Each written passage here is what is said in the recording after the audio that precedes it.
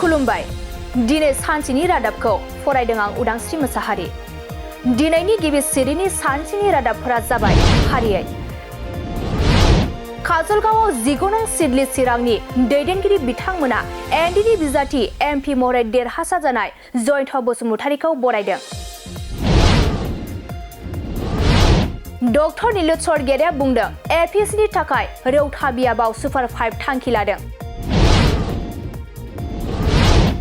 दिनै मिरु बड' लिबारेशन टाइगार्सनि रां लाथुमगिरि मुंख्लं गुनेश्वर रामसियारिनि थैनाय सान।